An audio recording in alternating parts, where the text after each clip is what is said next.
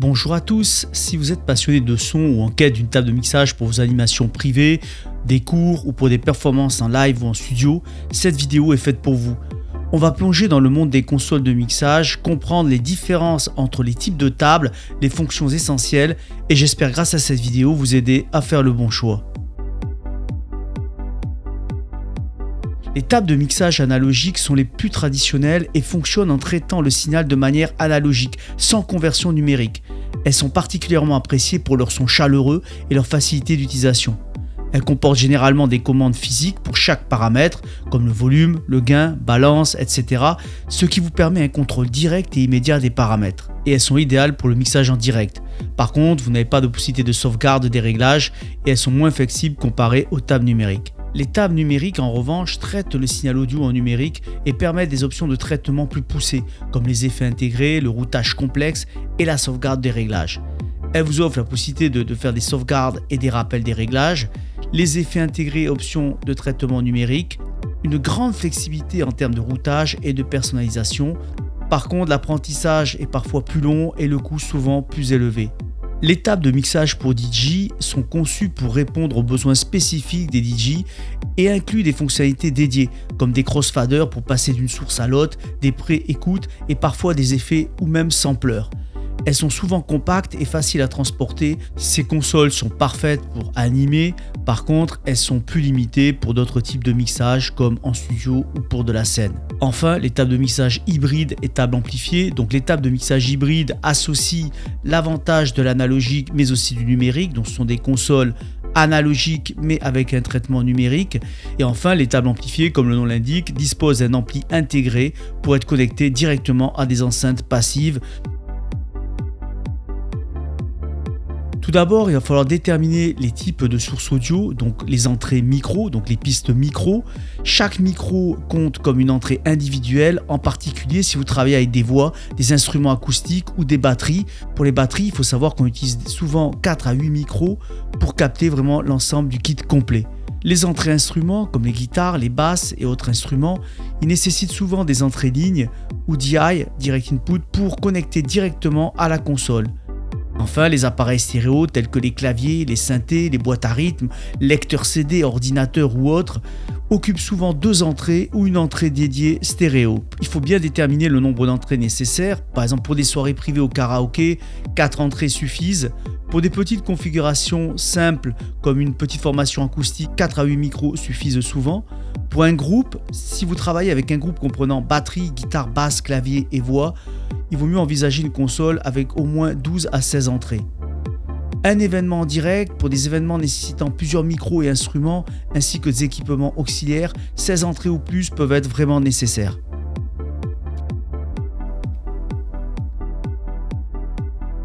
Les pistes mono et stéréo servent à gérer et organiser différentes sources audio dans un mixage en fonction de leurs caractéristiques sonores et de la spatialisation souhaitée dans le mix. Les pistes mono, leur fonction, donc une piste mono dispose d'un seul canal et est centrée, ce qui signifie que le son est diffusé de manière égale entre les enceintes gauche et droite, sauf bien sûr si on a juste le panoramique. L'utilisation, donc pour les instruments et voix centrées, idéale pour les éléments sonores qui n'ont pas besoin d'une large spatialisation, comme la voix principale, la basse, la guitare et certains instruments qui bénéficient d'un placement fixe au centre du mix.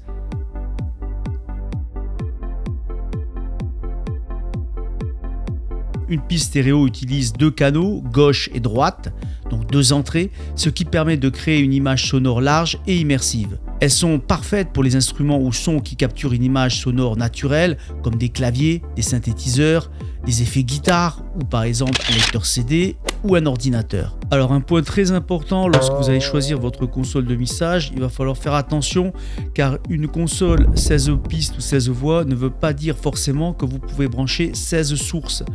En effet, certaines consoles de mixage comptent les pistes stéréo comme 2 pistes séparées, car chaque piste stéréo utilise 2 canaux, gauche et droite, pour un seul appareil. Par exemple, si votre console dispose de 12 pistes mono et 2 pistes stéréo, cela représente bien 16 pistes au total, mais vous pouvez connecter uniquement 12 appareils mono et 2 appareils stéréo, ou 12 appareils mono et 2 appareils mono selon la configuration des entrées. Si vous utilisez une piste stéréo pour un instrument avec une sortie stéréo comme un clavier, cela occupera donc 2 pistes de votre console et non une seule. On retrouve différents types de connectiques sur une console, donc la connectique XLR pour les micros, c'est une connectique symétrique et stable. Les entrées combo, donc combo XLR jack, donc ce sont des entrées qui acceptent non seulement le XLR mais aussi le format jack 635. Les entrées jack TS, donc là ce sont plutôt des entrées jack banales, donc 635. Et enfin bien sûr on peut retrouver des entrées TRS mais aussi TS au format jack. Le format RCA, donc là c'est la connectique plutôt grand public, audio, elles sont plus dédiées à des lecteurs et sources audio domestiques tels que des lecteurs CD ou alors des ordinateurs. Les tables de mixage peuvent être équipées de 2 types principaux de contrôle pour ajuster le volume, les faders et les potentiomètres. Chacun présente des avantages spécifiques en termes de précision, d'ergonomie et d'utilisation. Les faders sont des curseurs linéaires que l'on déplace de bas en haut pour ajuster le volume. Ils offrent une meilleure visibilité sur la position du volume et permettent des ajustements précis, notamment utiles en live pour des transitions fluides et des mouvements rapides. Les tables de mixage avec potentiomètre, donc les potentiomètres sont des boutons rotatifs permettant un ajustement en tournant dans le sens horaire ou anti-horaire. Ils sont plus compacts que les faders et permettent de concevoir des tables de mixage plus petites, idéales pour le transport et les espaces réduits. Ils sont aussi robustes et moins sensibles au choc. Ils sont adaptés aux configurations de sonorisation portable, aux tables rackables et aux situations où l'espace est limité ou lorsque les ajustements plus fins mais moins rapides sont suffisants. Les effets intégrés sur une table de mixage vous permettent d'ajuster des traitements audio directement depuis la console sans nécessité de matériel supplémentaire. Quelques exemples d'effets, donc la réverbération ou la reverb, elle ajoute de la profondeur et un effet de salle ou de résonance au son en simulant des environnements acoustiques variés tels que des salles, des halls, des églises. La réverbération est essentielle pour donner du relief aux voix et aux instruments en évitant un son trop sec. Le delay ou l'écho produit un effet d'écho en répétant le son avec un léger décalage. Le delay est populaire en musique pour ajouter du dynamisme aux voix, aux guitares et aux claviers. L'effet chorus, donc qui crée l'effet de plusieurs sons légèrement désaccordés, il est utilisé pour épaissir le son des guitares, des synthés ou même des voix. Le chorus apporte une texture plus riche, souvent utilisée en pop, rock et musique électronique pour ajouter de la profondeur. Flanger et phaser, donc ces effets produisent des variations de phase et de fréquence, créant des ondulations dans le son. Ils sont utilisés pour des effets spatiaux ou pour accentuer un passage musical. Très populaire en rock et en musique électronique, ils apportent un effet de mouvement et d'évolution sonore, souvent pour des transitions ou des solos. Sur certaines consoles de mixage, on va pouvoir retrouver un ou des compresseurs. Donc le compresseur contrôle la dynamique en réduisant les écarts de volume entre les sons forts et les sons faibles. Il est utilisé pour stabiliser les voix ou les instruments dont le volume fluctue beaucoup, comme une voix chantée. L'égalisation est un outil puissant pour façonner et améliorer le son. Bien utilisée, elle permet de résoudre les problèmes audio, ajouter de la clarté et créer un mix équilibré et agréable. L'audio est divisé en plusieurs plages de fréquences, chacune ayant un rôle spécifique dans le spectre sonore. Les basses, de 20 à 250 Hz, apportent de la chaleur et de la profondeur au son, souvent associés aux basses, aux kicks de batterie et aux sons graves en général. Les médiums, 250 Hz, 4 kg, ce sont des fréquences où se situe la majorité des instruments et des voix. Les médiums sont essentiels pour la clarté et l'intelligibilité du son. Les aigus, 4 kHz, 20 kHz, ces fréquences hautes ajoutent de la brillance et de la précision. Elles sont souvent présentes dans les cymbales, la voix ou les aigus d'instruments. Sur les consoles de mixage, il y a plusieurs types d'égalisation. Donc le plus courant, c'est l'égaliseur grave, médium, aigu. On peut retrouver aussi des égalisations plus simples comme grave, aigu, des égaliseurs semi-paramétrique ou paramétrique. L'égaliseur paramétrique offre un contrôle précis sur chaque fréquence. L'égaliseur semi-paramétrique combine certains éléments du paramétrique comme la sélection de fréquences. Enfin, l'égaliseur graphique qu'on retrouve souvent sur la sortie master de la console. Il divise le spectre sonore en plusieurs bandes fixes, par exemple 15 ou 31 bandes, avec des curseurs pour chaque bande. Il est utilisé pour des corrections rapides, notamment en live, pour ajuster les fréquences problématiques d'une salle. La sortie casque sur une table de mixage va vous permettre de contrôler le son de manière isolée en entendant ce qui se passe sur chaque canal ou sur le mix global. La sortie casque diffuse le mix principal, parfait pour surveiller le son global comme celui entendu par le public, donc diffusé par les enceintes. Les sorties casque avec PFL permet d'isoler et de préécouter un canal avant le mix, idéal pour les réglages individuels sans interférer avec le mix en direct. PFL offre une flexibilité supplémentaire en live, tandis qu'une sortie sans PFL est suffisante pour des configurations simples où seul le contrôle du mix principal est nécessaire. Sur les consoles équipées de boutons mute, le mute coupe le son du canal dans le mix principal, le rendant silencieux sans altérer les réglages de volume, d'égalisation ou d'effet de canal. Très pratique pour désactiver temporairement un instrument, une voix ou une source sonore sans toucher au réglage du canal. C'est particulièrement utile en live pour éviter des bruits indésirables ou pour gérer les sources qui ne sont pas nécessaires à certains moments. Le bouton solo permet d'isoler un canal et de l'écouter seul en coupant temporairement tous les autres canaux dans le casque ou les monitors. Cela n'affecte pas le mix principal mais permet de concentrer l'écoute sur un canal spécifique. Il est idéal pour effectuer des réglages précis comme affiner le son d'un instrument ou vérifier la qualité d'une voix sans interférence avec les autres canaux. Très utile en préparation du mix ou pour des vérifications rapides pendant un événement. Le mute coupe le son du canal dans le mix sans toucher aux autres réglages. Le bouton solo isole le canal pour l'écouter seul, permettant une écoute détaillée et ciblée. Les auxiliaires sont des sorties supplémentaires sur une table de mixage qui permettent de créer des chemins de signal indépendants, distincts du mix principal.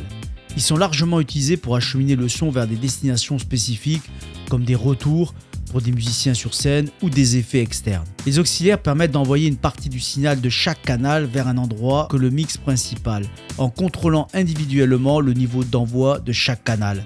Cela signifie que chaque source audio peut être dosée pour un usage auxiliaire précis sans affecter le mix général. Il existe deux types d'auxiliaires, donc les auxiliaires en pré-fader. Le signal est envoyé avant d'être affecté par le fader de volume principal du canal. Cela est souvent utilisé pour des retours de scène, monitor, car le niveau reste constant même si le volume du mix principal est modifié. Post-fader, le signal est envoyé après le fader principal, ce qui signifie que toute modification du volume du canal affecte également le niveau dans l'auxiliaire. Ce mode est couramment utilisé pour envoyer des signaux vers des effets, car le niveau d'effet suit le niveau du son principal. Alors pour une utilisation, par exemple pour une animation privée, des cours, une animation sans configuration complexe, les auxiliaires ne sont absolument pas indispensables. La plupart des besoins peuvent être couverts par le mix principal et les effets peuvent être appliqués directement si la table de mixage intègre des effets internes. L'utilisation des sous-groupes sur une table de mixage vise à simplifier et optimiser le contrôle des différents canaux audio. En regroupant plusieurs canaux dans un même sous-groupe, on peut ajuster simultanément leurs paramètres de volume, d'effet et de traitement, ce qui évite de modifier chaque canal individuellement. Cela est particulièrement utile pour gérer plusieurs sources qui peuvent être ajustées de manière cohérente sans compromettre la structure du mixage global. Les sous-groupes permettent également une application uniforme des effets en centralisant le traitement pour des ensembles de canaux. Au lieu d'appliquer par exemple des effets sur chaque canal un par un, l'utilisation d'un sous-groupe permet d'appliquer ces traitements de manière collective et uniforme, créant une homogénéité sonore. Enfin, les sous-groupes aident à organiser le mixage en segments distincts, simplifiant la gestion globale en subdivisant le mix en blocs plus faciles à contrôler. Par exemple, pour régler des ensembles vocaux pour des chorales, des ensembles de fûts pour une batterie, etc. Pour une petite prestation ou soirée privée, l'utilisation de sous-groupes n'est pas obligatoire et dépend du niveau de complexité de la configuration audio. Si vous avez peu de sources, comme quelques micros et peut-être un lecteur audio, il est tout à fait possible de gérer chaque canal individuellement sans passer par des sous-groupes.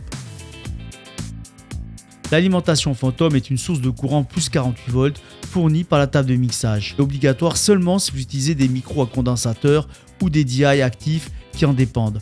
Pour des micros dynamiques tels que le SM58 Shure et autres équipements qui n'en ont pas besoin, elle peut rester désactivée ou absente. La connectique USB sur une table de mixage peut avoir trois principales utilisations. USB 2 pistes, donc qui transfère uniquement le mix général en stéréo vers l'ordinateur. C'est parfait pour des enregistrements simples ou des podcasts où un mix global suffit, ou pour connecter par exemple une tablette, un ordinateur ou un smartphone. L'USB multipiste permet d'envoyer chaque canal individuellement vers un ordinateur, idéal pour enregistrer chaque instrument ou micro séparé pour un mixage détaillé en post-production. Port USB pour clé USB permet d'enregistrer directement sur une clé USB ou de diffuser des fichiers audio MP3 Wave sans ordinateur, pratique pour diffuser de la musique ou enregistrer des événements facilement. Enfin, le Bluetooth pour diffuser de la musique en streaming. Le Bluetooth peut être aussi utilisé sur des consoles numériques pour le pilotage à distance. Certaines consoles peuvent être rackables et montées dans un rack, soit d'origine ou avec des accessoires en option. Les consoles rackables sont compactes et disposent de fixations latérales qui permettent de les visser dans un rack de 19 pouces, la largeur standard pour ce type de matériel. Les tables de mixage peuvent être alimentées soit par une alimentation interne intégrée directement dans le châssis de la console, soit par une alimentation externe, sous forme d'adaptateur ou de blocs d'alimentation séparés. Chacune de ces options présente des avantages et des inconvénients en termes de praticité, de maintenance et de fiabilité. Voilà, vous êtes maintenant armé pour choisir votre table de mixage avec confiance. Entre les différents types, les effets et les options de personnalisation, vous pouvez donner vie à n'importe quel projet audio. N'oubliez pas, le mixage est un art et chaque réglage fait la différence. Si cette vidéo vous a été utile, abonnez-vous et laissez un commentaire. Et surtout, n'hésitez pas à nous contacter directement sur notre site musicmatos.com. Retrouvez les plus grandes marques et les meilleures offres du moment.